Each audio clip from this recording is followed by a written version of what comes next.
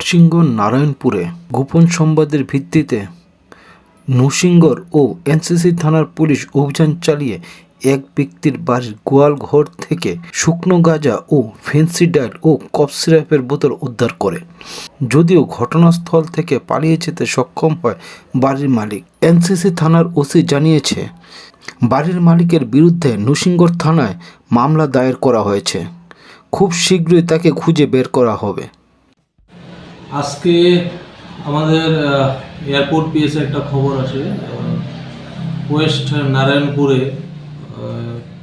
অর্জুন বিশ্বাস ওনার বাড়িতে কিছু নার্কোটিক আইটেম আছে বলে আমাদের কাছে খবর থাকে। তো সেই ভিত্তিতে এয়ারপোর্ট পুলিশ স্টেশনের পুলিশ, ওসি এবং আমি এসডিপিও এনসিসি আমরা যৌথ অভিযান চালাই।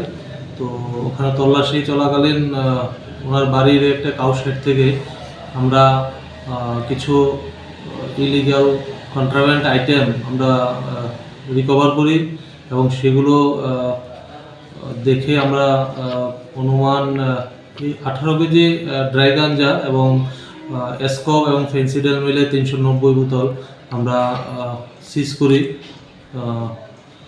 কিন্তু বাড়ির মালিক পলাতক। আমরা এই বিষয়ে একটা মামলা নিচ্ছি এয়ারপোর্ট পুলিশ স্টেশনে এবং শীঘ্রই আমরা ওনাকে আটক করব। মামলাটা কার বিরুদ্ধে নেওয়া হয়েছে স্যার? মামলাটা যেই বাড়ি অর্জুন বিশ্বাস বাড়ির থেকে আমরা যে রিকভারি করলাম ওনার বাড়ির মালিকের নামেই আমরা মামলা নিচ্ছি।